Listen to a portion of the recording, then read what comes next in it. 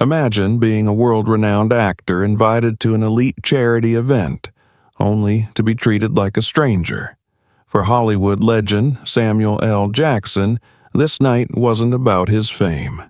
It was a brutal reminder of how deeply racial bias can cut, even in the most exclusive spaces.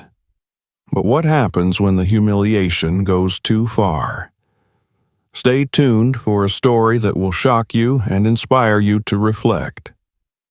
Don't forget to like, comment, and subscribe for more powerful stories like this. Samuel L. Jackson adjusted his tie as he parked his modest black sedan in the upscale lot of the Grand Mansion hosting tonight's charity gala.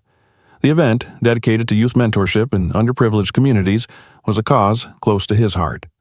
For this occasion, Samuel had opted for simplicity. A quiet night without the glamour of Hollywood, no entourage, no luxury vehicles. Yet, as soon as he stepped out of his car, he felt an unmistakable tension in the air, a sense of otherness he hadn't felt in years. The luxury cars surrounding him gleamed under the soft lights of the parking lot, their owners mingling effortlessly inside the grand venue. Samuel straightened his jacket and approached the entrance, where a stern-faced security guard stood. The man's eyes scanned Samuel, his gaze sharp and assessing, lingering a moment too long on the actor's casual attire. "Excuse me, sir," the guard said, stepping forward to block his path. "Can I see your invitation?" Samuel, taken aback but calm, offered a polite smile. "I'm Samuel L. Jackson. I was invited to speak at the event. My name should be on the guest list." The guard's expression didn't change. "Name's not enough. Do you have some ID on you?" Samuel's brows furrowed. "You're joking, right?" he said, his tone laced with disbelief. "You really don't know who I am?" The guard's lips curled into a slight smirk. "I know who you say you are, but we can't be too careful. You understand." Samuel inhaled deeply, willing himself to stay calm. "Listen, I don't have my ID on me, but you can check the list. I'm not here to cause trouble. I'm here for the youth program." The guard took a step closer, his tone turning colder. "Without ID, I can't just let you in, sir." Behind him, Samuel noticed a few people glancing in their direction, whispering among themselves. He tightened his fists, his pulse quickening. "Fine," he said. "Call your supervisor. They'll clear this up." The guard hesitated, his hand hovering over his radio. "We'll see about that," he muttered, signaling another security guard to join him. Samuel felt his stomach tighten as a second guard approached, his demeanor equally unwelcoming. They exchanged whispers before turning back to him. "Look, this isn't the kind of place you can just walk into," the second guard said, his tone patronizing. "You sure you're not lost? There's probably another event for you, somewhere else." The insinuation hit like a slap. Samuel's jaw tightened, but he held his ground. "I know exactly where I am," he said firmly, "and you're going to regret treating me like this." The first guard chuckled, shaking his head.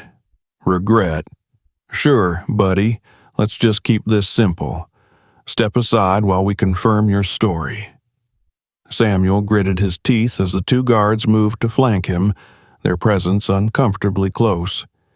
He could feel the eyes of more onlookers now, their hushed voices carrying judgment.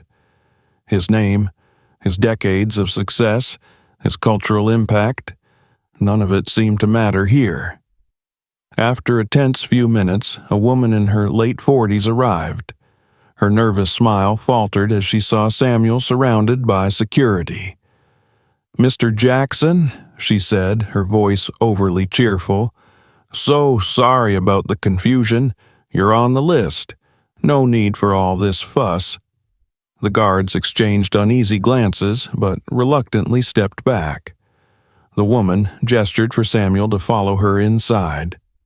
He nodded curtly and walked past the guards, his head held high despite the burning indignation in his chest.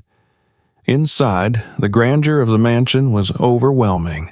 Crystal chandeliers hung from high ceilings, and the air buzzed with the hum of polite conversation.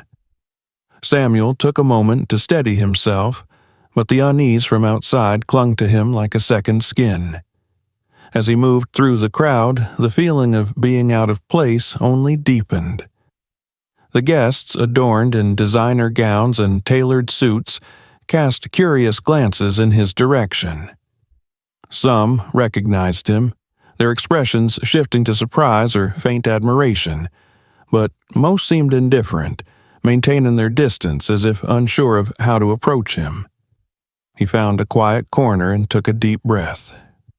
"This isn't about me," he reminded himself. "This is about the kids." Yet the shadow of his earlier encounter loomed large. Even here, among the wealthy and influential, he felt the weight of a judgment that had nothing to do with his achievements and everything to do with his skin color. A waiter passed by, and Samuel raised a hand to catch his attention. The man hesitated, then offered a tight smile as he handed him a glass of water. Samuel caught the faintest trace of reluctance in his movements, a subtle but undeniable reminder of his outsider status. As he sipped the water, he noticed the same guard from earlier standing near the ballroom entrance. Their eyes met briefly, and the guard quickly looked away, but the hostility in his posture was unmistakable. Samuel's unease deepened. He mingled briefly, exchanging polite words with a few guests about the charity and its importance, but the tension refused to fade. The glances, the whispers, the lingering judgment, all of it reminded him of battles he thought he had left behind. When he approached the bar to get another drink, the bartender ignored him at first, serving others with an almost deliberate efficiency. Samuel cleared his throat, and the bartender finally turned to him, his smile thin and perfunctory. "What can I get you?" he asked, his tone clipped. Samuel ordered a glass of sparkling water, his patience wearing thin. As the bartender turned away, Samuel felt a familiar presence behind him. He turned slightly and saw the same guard now standing closer, his gaze sharp and unrelenting. The message was clear. "We're watching you." Samuel clenched his fists, his mind racing. He wasn't just an actor tonight. He was a black man in a space where his presence was questioned at every turn. The air was thick with an unspoken challenge, one he had faced countless times before, but never expected to encounter here, in a space meant to celebrate inclusivity and community. The guard's stare burned into him, and Samuel knew this was far from over. Samuel L. Jackson stood near the ballroom trying to shake off the tension from his earlier encounter. He reminded himself that he was here for a cause he deeply believed in, mentorship for underserved youth. Yet the weight of those judgmental glances, the dismissive whispers, and the hostile behavior of the security guard made it impossible to relax. He tried to focus on the conversation around him, but the shadow of being constantly watched lingered in the back of his mind. As he took a step toward the stage area, preparing to deliver his speech, the same guard from before appeared again, this time directly in his path. The guard's face was stony, and his body language screamed hostility. "Excuse me, sir," the guard said coldly, his voice low but firm. "I need to ask you to stop right there." Samuel froze, his jaw tightening. He'd had enough of this. "What now?" he asked, his voice steady but tinged with frustration. "I already explained who I am, and your supervisor confirmed it." The guard didn't flinch.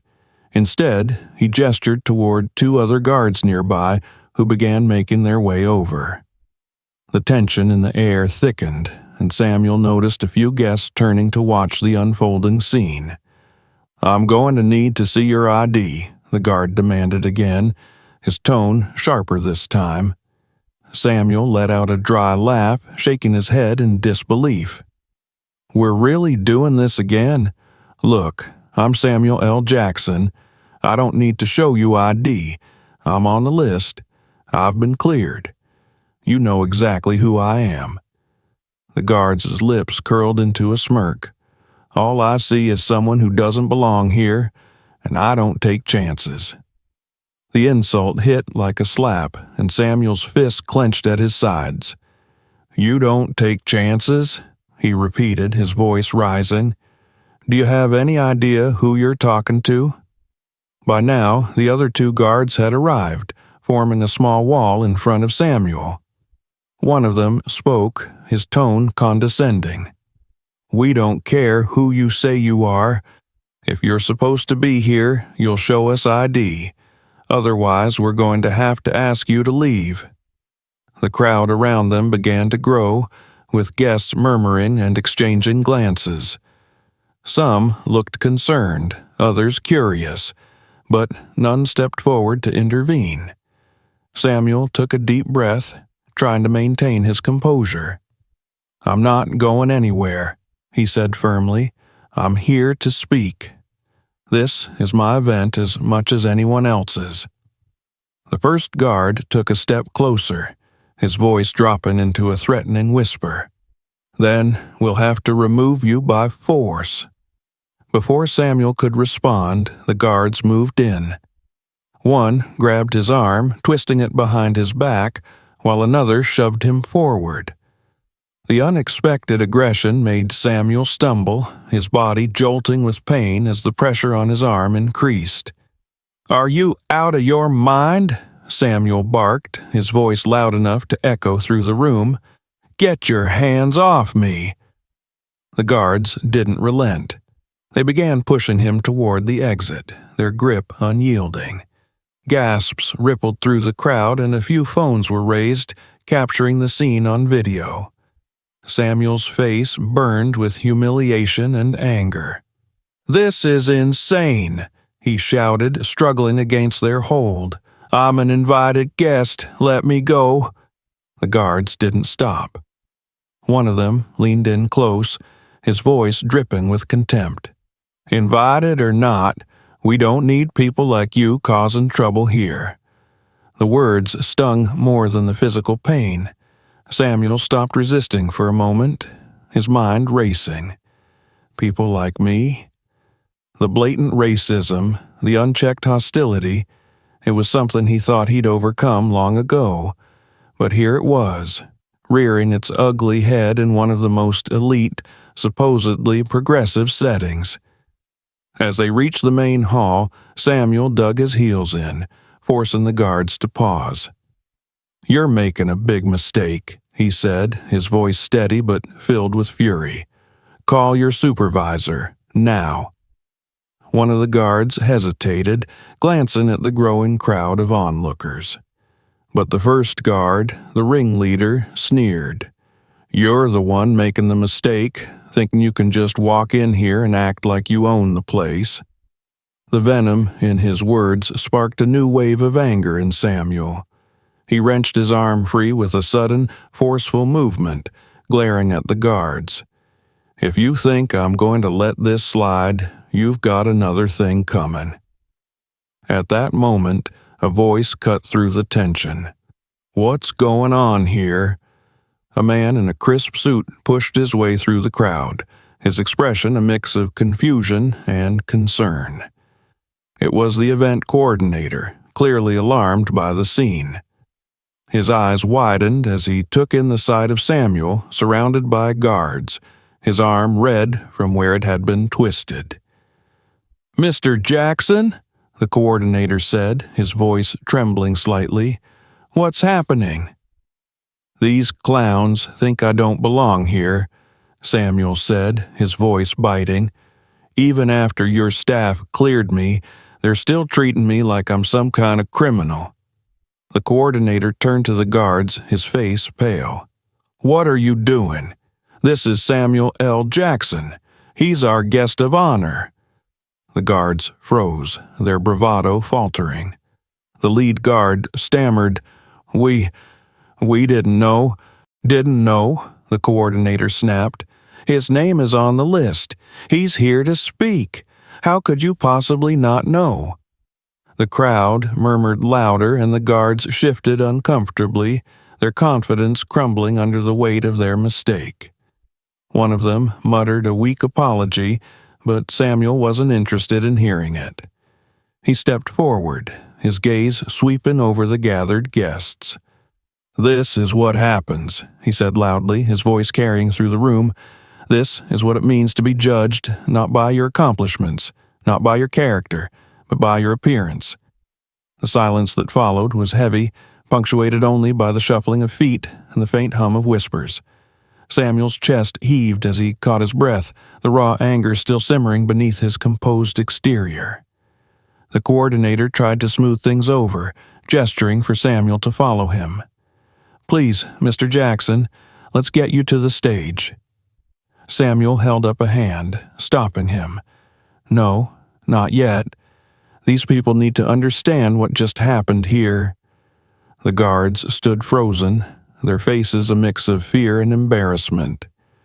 Samuel turned his attention back to the crowd, his voice steady but filled with emotion. "This isn't just about me. This is about every person who's ever been treated like they don't belong, no matter how much they've achieved. This is about something much bigger." With that, he walked past the coordinator and toward the stage, leaving the stunned guards and murmuring crowd in his wake. The anger in his chest hadn't subsided, but he knew this moment wasn't just about him. It was about making a point that couldn't be ignored. Samuel L. Jackson stood on the stage, his towering presence silencing the murmuring crowd below. The room was packed with elegantly dressed guests, but their polished exteriors could not mask the discomfort simmering beneath the surface. Every pair of eyes was on him now, not as a celebrated actor or an honored guest, but as a man who had just been publicly humiliated by the very system this event sought to uplift. He gripped the microphone tightly, his knuckles whitening as he steadied himself. The sting of the security guards' actions still burned in his mind. Their dismissiveness, their blatant racism, their refusal to see him for who he truly was. Taking a deep breath, he looked out over the sea of faces, searching for the right words. "This wasn't how I planned to start my speech," Samuel began, his deep voice resonating through the hall. "But it seems tonight's events have written their own introduction." A nervous ripple moved through the crowd. Some shifted uncomfortably in their seats, while others avoided his gaze entirely, staring down at their hands or into their drinks. Samuel's eyes locked on the security guards, now lingering awkwardly at the back of the room, their earlier confidence shattered. "When I arrived here tonight," he continued, "I didn't come with a grand entourage or a fancy car. I didn't wear my most expensive suit. I didn't want this night to be about my fame or my success. I came here as a man who cares deeply about the cause you're all here to support, a cause that speaks to the potential of young people in our communities, kids who deserve a shot at greatness." He paused, his voice growing heavier. "But before I could even step into this room, I was stopped, questioned, accused, not because I was causing trouble, not because I didn't belong here, but because I didn't fit the image of what some people thought a guest at this event should look like." The silence was deafening now, the weight of his words settling over the room like a heavy fog. Samuel's gaze swept across the crowd, meeting the eyes of a few individuals who looked up at him with what seemed to be shame or guilt. "This," he said, his voice firm, "is what racism looks like. It's not always loud. It's not always violent. Sometimes it's as simple as being made to feel like you don't belong in spaces where you've earned your place. Sometimes it's being treated like a criminal for simply existing." The event coordinator, standing off to the side, looked stricken. She fidgeted with her clipboard, clearly unsure of what to do. Samuel caught her eye and gave her a small nod, a silent reassurance that he wasn't directing his anger at her. "It's easy to talk about change when it's abstract," he continued, addressing the room again. "It's easy to donate money, to attend events like this, to pat ourselves on the back and say we're making a difference. But real change starts with moments like this, moments that force us to confront the ugly truths we'd rather ignore." Samuel stepped away from the microphone, his voice carrying across the room without amplification. "How many of you watched what happened to me tonight? How many of you saw me being humiliated and said nothing? How many of you stood there, phones in hand, recording instead of stepping in?" A murmur spread through the crowd. Some guests exchanged uneasy glances, while others sat frozen, their faces pale. "I don't say this to make anyone feel guilty," Samuel said, his tone softening. "I say this because if we don't confront these moments, if we don't call them out, challenge them, and demand better, they'll keep happening. Not just to me, but to every young person this event claims to support. To every kid who walks into a room and feels like they have to prove their worth simply because of the color of their skin." One of the guards took a tentative step forward, his face pale and drawn. "Mr. Jackson, he began, his voice trembling. Samuel held up a hand, silencing him. "You don't owe me an apology," he said firmly. "What you owe is a commitment to do better, not just to me, but to every person you encounter moving forward. Because tonight wasn't about me. It was about what you represent." The guard lowered his head, retreating into the shadows. Samuel turned back to the audience, his expression resolute. "We can't keep pretending that success or fame or money makes you immune to this," he said. "Because if someone like me, someone with decades of accomplishments, someone who's been in your living rooms, your theaters, your lives, can be treated like this, what does that say about the kids we're here to help? What chance do they have if we don't change?" The room was still, every word hanging in the air like a weight pressing down on the guests. For a moment, no one spoke. Then, from the back of the room, a woman stood up. Her voice, clear and strong, broke the silence. "He's right," she said, her eyes glistening with unshed tears. "We've all seen it. We've all let it happen. And it's time we stop." Her words sparked a ripple of agreement. Other guests began to nod, their murmurs growing louder. A man in the front row raised his hand. "What happened tonight shouldn't have happened," he said. "But it's not enough to just agree. We have to act." Samuel stepped back to the microphone, a faint but genuine smile tugging at his lips. "That," he said, "is exactly the point. Words are easy. Actions are what count." As the applause began to grow, Samuel felt a surge of hope.